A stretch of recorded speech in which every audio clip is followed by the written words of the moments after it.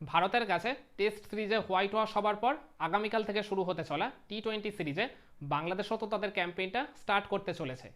এর আগের সিরিজে বাজেভাবে হারের কারণে এই সিরিজে তারা কিছুটা কম আত্মবিশ্বাস নিয়ে শুরু করলেও খেয়াল করে দেখবেন এর আগের টেস্ট স্কোয়াড থেকে বাংলাদেশের এই টি-20 স্কোয়াডে মাত্র 3 জন ক্রিকেটার রয়েছে। তো এই টি-20 দলটা অলমোস্ট নতুন। এছাড়াও আগের টি-20 বিশ্বকাপের পর থেকে এখনও পর্যন্ত বাংলাদেশ কোনো সিঙ্গেল টি-20 ম্যাচও খেলেনি। তো অনেকদিন পর তারা টি-20 ম্যাচ খেলতে চলেছে, নতুন দল, নতুন ফরম্যাট। তো বাংলাদেশ ডেফিনেটলি চাইবে এই জায়গাটায় তারা আগের সিরিজের সমস্ত দুঃসহ স্মৃতি ভুলে একদম নতুন উদ্যমে ভারতের বিপক্ষে এই টি-20 সিরিজে মাঠে নামতে। আর ভারতকে এই সিরিজে একটা কঠিন চ্যালেঞ্জের মুখোমুখি তারা ডেফিনেটলি করতে চাইবে এই জায়গাটায়। তো তার জন্য তো বাংলাদেশকে তাদের সেরা একাদশটা মাঠে নামাতে হবে।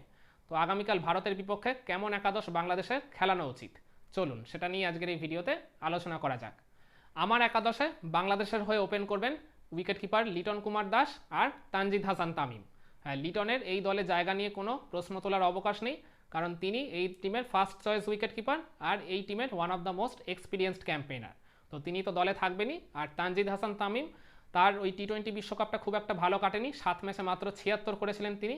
কিন্তু তিনি যেহেতু আর কি ইয়ং ক্রিকেটার, সিলেক্টর তার উপর আরেকবার বিশ্বাস করেছেন, সেই কারণে তিনি আর কি লিটনের সাথে ওপেন করবেন এরকমটাই আর কি ধরে নেওয়া হচ্ছে। তো লিটন আর তানজিদ তামিম ওপেন করছেন। 3 নম্বরে আসবেন ক্যাপ্টেন নাজমুল হোসেন শান্ত। 4 নম্বরে আসবেন তাওহিদ হৃদয়। তাওহিদ হৃদয় হচ্ছে বাংলাদেশের এই টি-20 সেট আপের সবচেয়ে আর কি নির্ভরযোগ্য ক্রিকেটার, সবচেয়ে মারকুটে ব্যাটার। এর আগের টি-20 বিশ্বকাপে বলুন বা তার আগের দু একটা সিরিজে বলুন, আমরা দেখেছি যে হৃদয় ঠিক কী অ্যাপ্রোচে ব্যাটিং করতে পারে। মানে তিনি প্রায় 200+ স্ট্রাইক রেট রেখে কিন্তু ব্যাটিং করেছিলেন বেশ কয়েকটা ম্যাচে। উইকেটের চারপাশে তিনি কিন্তু বেশ চোখ ধাঁধানো শট খেলতে পারেন, পার্টিকুলারলি তার ওই স্লক সুইপ, যেটা একদম বলতে গেলে তার ট্রেডমার্ক শট। ওই স্লক সুইপের মাধ্যমে তিনি কিন্তু বেশ বড় বড় কয়েকটা ছক্কাও মেরেছিলেন ওই টি-20 বিশ্বকাপে। তো হৃদয় ডেফিনেটলি 4 নম্বর স্পটটায় তিনি থাকছেনই। 5 নম্বরে আসবেন মাহমুদুল্লাহ রিয়াদ। অভিজ্ঞ মাহমুদুল্লাহ রিয়াদকে যেহেতু আর কি সিলেক্টররা আরেকবার সুযোগ দিয়েছেন, সেই কারণে তিনি কিন্তু ডেফিনেটলি এই প্লেইং ইলেভেনে থাকবেন। আর ওই আগের টি-20 বিশ্বকাপে ওই আফগানিস্তানের বিপক্ষে ম্যাচে তার ব্যাটিং অ্যাপ্রোচ নিয়ে যতই প্রশ্ন উঠুক না কেন, ওই ওই ঘটনার জন্য কিন্তু তিনি নিজে একা দায়ী নন, ওইটার জন্য পুরো টিম ম্যানেজমেন্টই দায়ী। ওই টোটাল পরিকল্পনাটা কিন্তু ওই টিম ম্যানেজমেন্টেরই ছিল। তো সেই কারণে রিয়াদকে এই জায়গাটায় একা দোষ দিয়ে কোনো লাভ নেই। তিনি যে লেভেলের, যে ক্যালিবারের ক্রিকেটার, তিনি যে কী পারফর্ম করতে পারেন ব্যাট হাতে বল হাতে, সেটা কিন্তু আমরা সবাই জানি। তিনি সেরা ছন্দে থাকলে টিমকে নিজের সর্বোচ্চ আউটপুটটা দিয়ে তিনি কিন্তু পারফরমেন্স ডেলিভার করতে পারেন। তো 5 নম্বরে মাহমুদুল্লাহ রিয়াদের জায়গা নিয়ে কোনো প্রশ্ন উঠবে না। 6 নম্বরে আসবে জাকের আলী অনিক। জাকের আলী অনিককে বাংলাদেশ জেনারেলি ফিনিশার হিসেবে আর কি তৈরি করতে চেয়েছিল, কিন্তু আগের টি-20 বিশ্বকাপে তাকে সেইভাবে সুযোগও দেওয়া হয়নি একাদশে। আর যে দু একটা ম্যাচে আর কি তিনি সুযোগ পেয়েছিলেন, সেখানে টিম ম্যানেজমেন্ট তাকে খুব একটা ভালোভাবে ইউজ করতে পারেনি।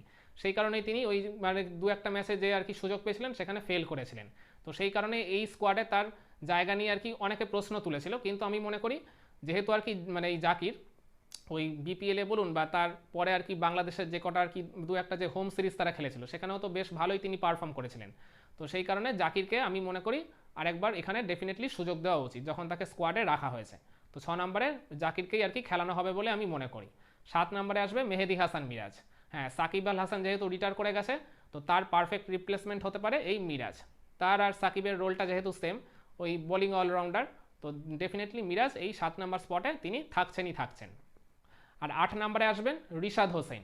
এর আগের টি-20 বিশ্বকাপে বাংলাদেশের হয়ে যে কজন ভালো পারফরমেন্স করেছিলেন, রিশাদ হোসেন কিন্তু তার মধ্যে অন্যতম ছিলেন।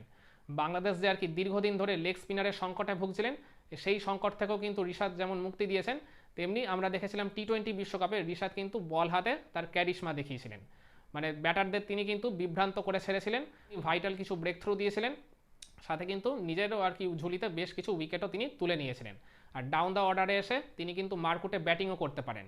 তার ওই মানে বিধ্বংসী ব্যাটিং আমরা কিন্তু এর আগে 2-4টে ম্যাচে দেখেও ছিলাম। তো সেই কারণে এই দলে মানে এই একাদশে তার স্পট নিয়েও কোনো প্রশ্ন উঠবে না।